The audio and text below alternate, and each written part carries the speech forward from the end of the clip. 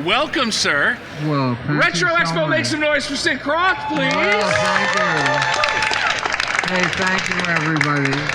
My name is Rob Irvin. I'm one of your moderators this weekend. Thank you for being flexible with us and taking some time. I was pissed for a moment, but I'm fine. I'm fine. As long as you're fine now. That's what I'm worried about. No, I am. You know, I mean, I've been in this business for 83 years. Let's go. 83 years. Can you?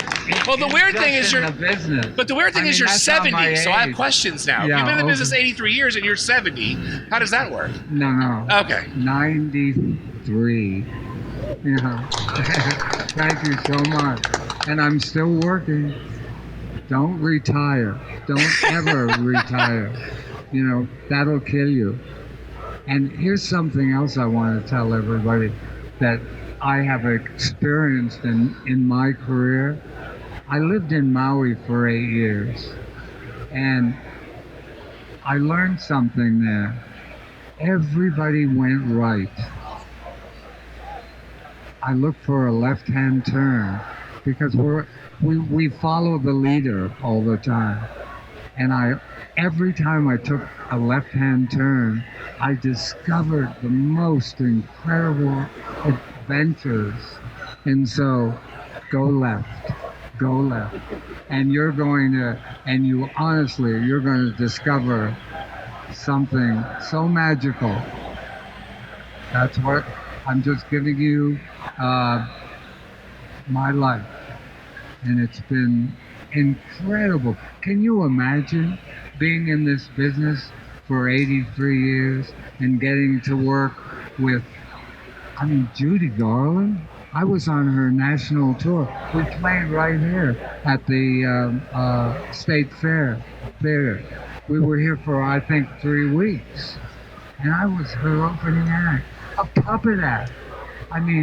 It just blew me away. We opened in Vegas, and for a puppet act to be in Vegas. But what you did was so much more than a puppet act, though. Well, you were so different from everything else that was going on at the time. Always.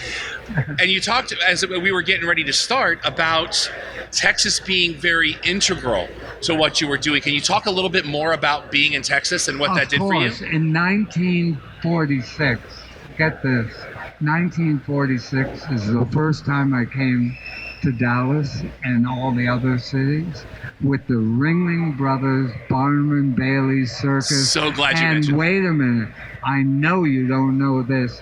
The Big Top held 15,000 people. Can you imagine putting up a tent? Well, it was much bigger than this whole room, you know. It's the size of most arenas now. Well, it was 15,000 people, but I didn't perform in the Big Top.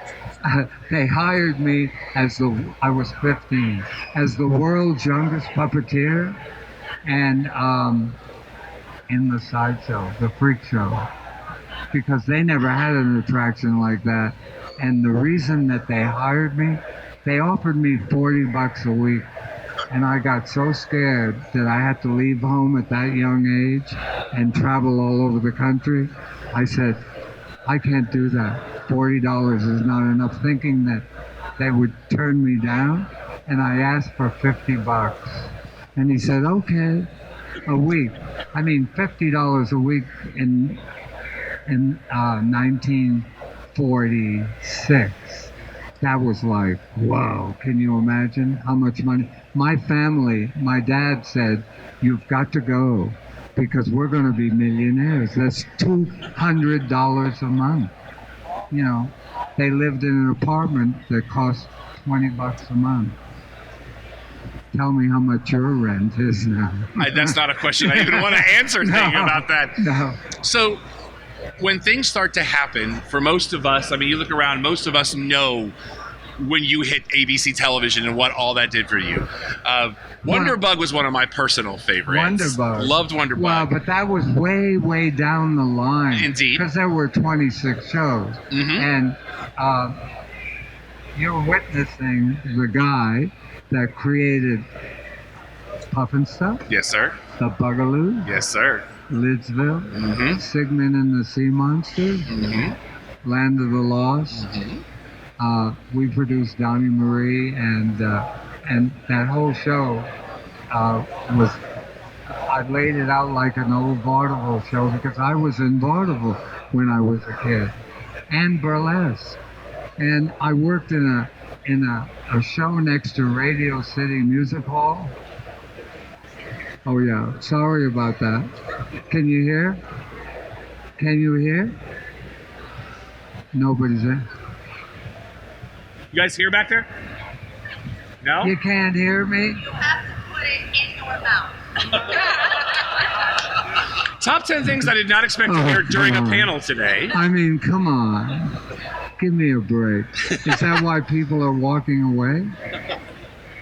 Okay, whatever. That's fine. So you're talking Because about I Donnie. can't hear. You're talking about Donnie and Marie and how you sound like a Donnie Marie, I vaudeville laid show. out that Uh-huh. whole show, the Brady Bunch Hour, Bay City Rollers. the Bay City Rollers. You worked with Patti LaBelle at one Well, point. we did her special, and Raquel Welch. Yes. Yeah, we just lost her, and I just saw her.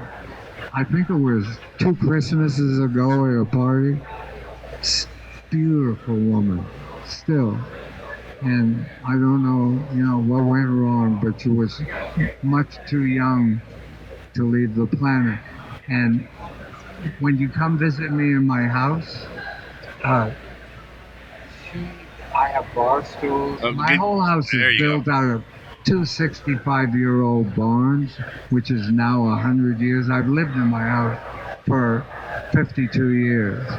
And the bar stools are the beams, and they were leveled off, and I used Raquel Welch's butt to make it a seat. So she lives on in my house. So when you come to have a drink in my house, it's Raquel Welch's butt. When you look back now on all the people you've influenced, Wow, that blows me away. It really does, honestly. Because I gotta tell you something. When I go out of town, I forget, and I hand somebody my credit card and they freak out. They freak me out because they grew up. But that's 50 years ago, Puff and stuff. And they still, somebody here is going to sing the song. Where is she? Are you singing the song? The Puff and Stuff song? For us? Maybe, right? Maybe, okay. we got to go through her agent. I think that's what we have to do. Okay, I'll sign your contract. And it's just amazing to me because how many shows can you remember 50 years ago? How many? Maybe Hanna-Barbera had a couple of... Well, we did the Banana Splits. Greatness. And we didn't create that show. Okay, I gotta tell you a story. Six Flags, Angus Wynn built the original Six Flags. We had a show at the New York World's Fair. It's called Les Poupées de Paris. You have to be 21 years old to see it. That was the gimmick because I know that there are young children here, but it was tits and ass. Hey-o. It was like the Lido or the Folie Bergère. And it took 3 months to install those stages with waterfalls and ice rink and, a swimming pool. And we always had a little person mixed with the puppets, and we put strings on them. And the audience and the critics never knew that they always thought it was a robot or whatever. I can't think of the other word. But anyway, and they would break out of the stage and rip their strings down. And this happened in Dallas, and you got to hear this story. Little Homie, who came, I think, from Russia, because for Puff and Stuff, Billy Barty helped me find 35 little people. And we brought them from Germany and Russia and other countries, Brazil. We had a couple of little people. And The first movie that I ever saw in 1939. Are you ready for this? First movie, I never saw a movie before, was The Wizard of Oz. Night, opening day, it was 8 o'clock in the morning. And I came from a real poor family, and they couldn't afford a ticket, but the guy that lived upstairs from us, he opened and closed the curtain in this beautiful theater, and he invited me, if I got there at 6 in the morning and came backstage, and then he would look through the curtain and make sure that the manager wasn't in the auditorium, and he'd tell me to run out and sit in the first seat that's empty, which would be way in the outer aisle. And when I saw The Wizard of Oz, I knew I was too tall to be a munchkin, you know? And God, it was a world that I'm 10 years old. And I thought, I can't be an actor because I was a real shy kid. And so, but I knew that was the world that I wanted to be in somehow. At 10, then I saw a vaudeville show 2 weeks after that, and there was a puppet act. I never saw a marionette before. And this marionette came out of a suitcase. It was a clown, and he blew up a balloon, and I'm in the theater by myself. My dad was going to pick me up after the show, and he had this couple take me in. So I sat next to them, you know, and the clown balloon broke. And I became so sad, and I started to cry, and it was packed, the theater, people screaming, shut the hell up, or whatever they were screaming, you know, and the ushers came, I couldn't stop crying for this clown, and the ushers came down and threw me out of the theater, and I sat waiting for my dad in front of the theater. Oh yeah? Okay. Is that it? She's going to hold it in place for you. No, that would be great. Yeah. Hey, everybody out there, that's Kelly's hand. Okay? You love Kelly. Okay. I love Kelly. And so I sat out crying. I couldn't stop crying for that clown. And people would walk by and they'd say, where's your mom? Where's your dad? Should we call the police? I couldn't even answer them.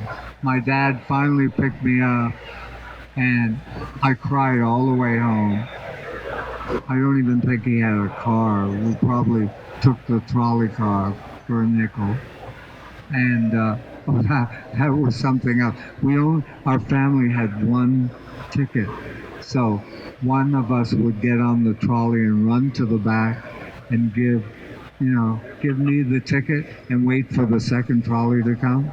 You know, because we only had 5 cents was a lot of money, you know. Did you know that lifesavers cost 5 cents? That was the most expensive candy, because my dad said, I can't afford that.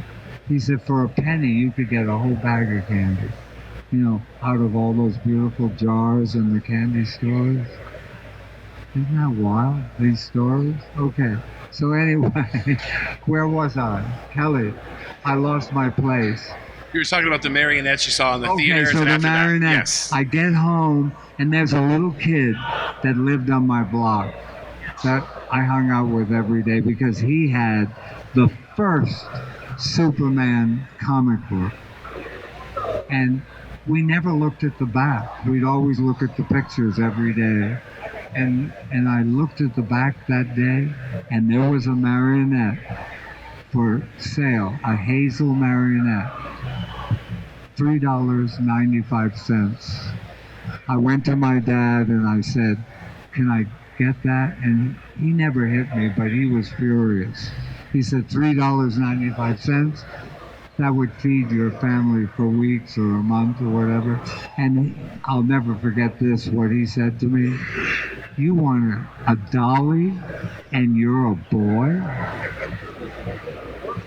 Many years later, in 1954, I did, with my puppet act, the command performance for the Queen in London at the Palladium Theatre.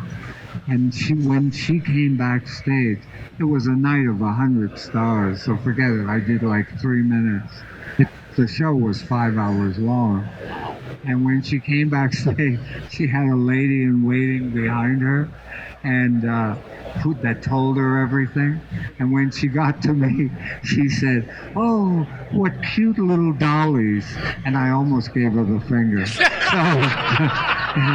because I heard my dad's voice, and I thought, oh my God, I could have still been in the Bastille? No, that's France. In the Tower. Tower of the Buckingham Palace? I wouldn't even be Or the here Tower of London. Today. The Tower of London, where the jail is. Okay. Yeah. So that was my experience with the Queen. And you know what? That lady in waiting, I could use her because I have a hard time remembering names. And he asked me things and I was not alive. No. We have a best friend Google these days. Yes, the magic box. Yeah. Is there a project that you knew was going to be big that others didn't believe in? No. No, because every time I created a project, it was really, really important for me, without showing it to anyone, that I believed in it. And that, I kept hitting brick walls. In my mind, the characters are real important, because if they're going to buy a series, you got to have stories from the characters, not just Puff and Stuff, not just Jimmy, not just Witchy Poo, but each character has to give you a story. And then when I felt comfortable, I would go into my art department and start. I'm not an artist, but I know how to push an artist's pencil. And guess what? I painted my first, I have little paintings on my table. You got to just look at it. That was my first hobby. Now I got a hobby at 93. Isn't that great? Okay, so anyway, I'm lost again. But we were talking about things you were working about that maybe you really felt so passionate about that others maybe didn't, and you wanted to push it through, and that became good. So it was Puff and Stuff one of those? It was Puff and Stuff came from Texas. Hemisphere. That character was the symbol of Hemisphere. Look at that. Show that. Yeah. This Kaleidoscope. Is the, yeah, that was for the Coca-Cola company. Where you had to open it up and you actually put the marionettes together. Yeah. And I believe there's a stage in here. Yeah, but that it had a witch, and her name was Witchy Poo, and we redesigned her, and it was a big musical. When you walked into the theater, there was no stage, and when the show started, look at what Puff and Stuff looked like. He was the enchanted dragon back then. And his name was called Luther, and he had a cowboy hat and cowboy boots. Sure, we're in Texas, Well, and in the background, is that supposed to be, on the cover, is that supposed to be the World's Fair, or is that Six Flags? No, that's the World's Fair. That was Hemisphere, yeah. And we did 9 to 12 shows a day. Did you work in that theater? No. Just Six Flags here in Dallas. Yeah. So we got another one back here too. So we got multiples of these here. Well, I got to tell you something. That's a treasure, because you cannot find those. I have one that's in my. I have 2. You have 2? You can have way extra. No way. Absolutely. Oh my God, do I do. Oh, well. No way, Kelly. So we have a guest that's actually giving you one of his 2 that he has. Oh my God, no way. Isn't that... And that's look how beautiful a shape that's in too. I mean, Hemisphere 68. 1968. That is gorgeous. Can you believe it? I'm still here talking. Absolutely, we believe it. We all have problems. Yeah. Is there one series that sticks out for you as the one that you always love to go Well, to? it's always, the banana splits well, you know how that all happened? I asked Angus Wynn, who put us up in a big company in Hollywood. We had 250 people working there, and we built a lot of the rides and whatever Six Flags needed, not only here in Texas, but the first puppet theater was in Atlanta, and then St. Louis, and then we came here, and so we were in all the Six Flags parks with a puppet theater. That sat 1,200 people, and we did like 12 shows a day, right? Yeah. I mean, can you believe it? How much did you make? Oh, there's the question. What was your salary for a week? It couldn't have been more than $125. It started at 125, 68, and I think it was 175 my last season. No way. You mean Marty gave you a raise? We actually have one of the puppeteers from his shows. Right who here. he's talking to. Well, we got two. Which is insane. We have two of them, and then someone else tangentially that relates to the whole thing. I mean, I mean, come on, you guys really touch me coming here, because like I said, I don't do these signings or whatever they call it, these conventions. At Comic-Con in San Diego, we do a panel, and then we sign for 3 hours, and then I go back on the train, you want to take a couple of questions from the audience? I do. All right, we got time for a couple of questions. Let's go right here to my left. What's your name, sir? Mark Ridley. This is Mark. There was a sketch comedy show in the 90s called Mr. Show. And they did a spoof on. They did a spoof of puppet stuff. They called it Drugs and Juices. Well, they were right. And Freddie the Flute was a talking bomb. Yeah. It was all about drugs. And Tom Kenny was in it. And he played a tripping mushroom or something like that. Anyway, of course you saw him. Oh, of course I did. Marty was pissed. I loved it. I just loved. Well, he didn't create Puffin stuff or any of those shows. Marty does the business end, and I'm the guy. Okay, go ahead. Oh, right, Hands right, up. absolutely. They're gonna come on. What's your name? Come on, you got to come up here. Come on up. Come on up. Oh my God, you're not going to believe. How old are you? How old are you? 9 years And what's old. your name? Okay, you listen to this. Esther. This is Esther. Esther, you're going to get the mic because she's going to sing you the Puffin Stuff song. She did it for me. You blew me away. I have a question. Okay, what's your question? What's your question? So my question is, what's the big deal about a talking flute? The whole living island is talking. Seriously, that's the name of Living Well, Island. everything was talking on Living Up. Yeah, so what's the big point about a talking flute? Is the whole point is... Well, because the flute was originally a harmonica. And then I thought, wow, that's a little bit old-fashioned. But Jimmy, he was like the Pied Piper, right? And so that flashed in my mind, and I said, the Pied Piper needs a flute. And of course, everything talked on Living On, because to me, everything is alive.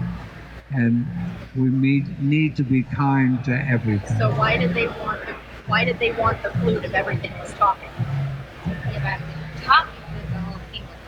And because Witchy Poo, it was a gold flute. It was real gold. And Witchy Poo thought, since she is not the boss witch, she's just a witch. And because in the movie, Boss Witch came, Martha Ray, and then you didn't like the movie? Oh, you didn't watch the movie. Oh, you gotta watch it. Mama Cass is in it, and she sings. It's a classic, a beautiful, beautiful song called Different. And a lot of organizations took that song and they use it as their, theme. Yeah? So we're getting back to the flute. Yeah. Why was it such a big deal? Well, because Witchy Poo thought if I get that flute with the gold, with all the diamonds on it, remember it's got diamonds, and it was solid gold, then she could be the boss maybe one day. And so that's why she was after that flute.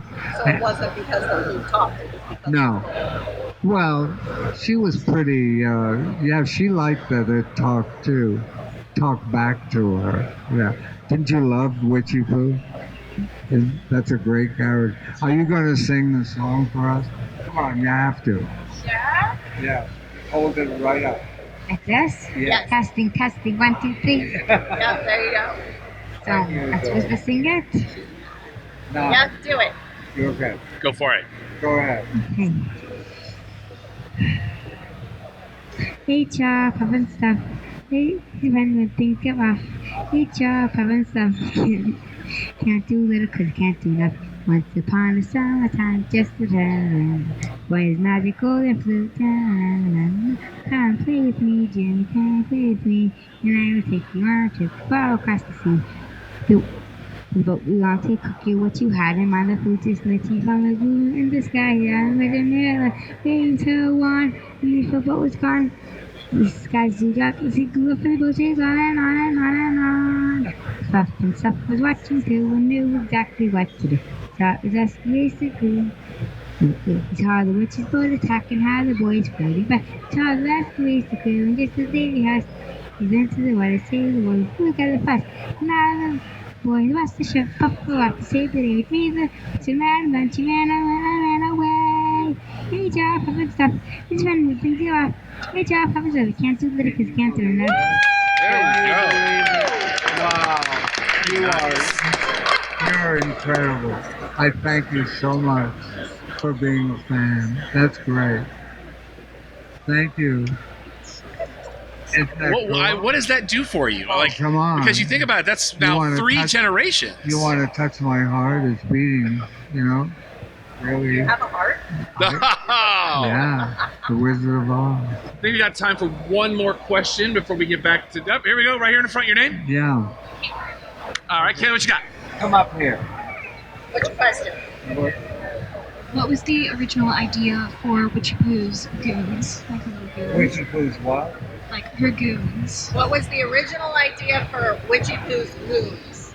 Oh, you mean Seymour and... And Stu. Oh, well, everybody has like a sidekick. I have Kelly. Right? And, and Witchy Poo had, Seymour and, what am I doing? Why am I going blank? And Orson. Yeah, Seymour and Orson. And do you remember some of the scenes when she was in her beauty chair and she said, "You make me beautiful, make me beautiful." I'm trying. I only have 6 arms. It was a spider, yeah. I mean, if Puff and Stuff, all of our shows were not written pulling kids down. We because in those days, it hardly happens anymore. Mom and Dad sat with their kids on Saturday morning and watched all of the shows. And if Mom or Dad laughed, even though the kid maybe didn't understand, a joke or whatever, the kid laughed too. And then I hear back from kids that grew up and they said, "Hey, Dr. Blinky, oh my God, I get it now. Dr. Blinky had a house, a fireplace that smoked too much. And it had a terrible cough." That's how I sent a message out. The house was on crutches, because the network constantly said they were nervous as hell because it was all animation. They never did a live action show, and they hated Puff and Stuff, the title. Oh, they said it sounds like a powder puff. And I said, "What planet are you from? Do you know the big song right now is Puff the Magic Dragon? That's where I got it from." And they said, "Oh, well, I guess we don't listen to music. And then I put HR because he was the Royal Highness. He was the mayor. But I spun it around because I felt Tough and Stuff wasn't big enough, that word, you know? And so that's how that all happened. No, everything's got a story. Thank you for your question. And thank you so much for being a fan. Amazing question, you guys. Nicely done. Thank you.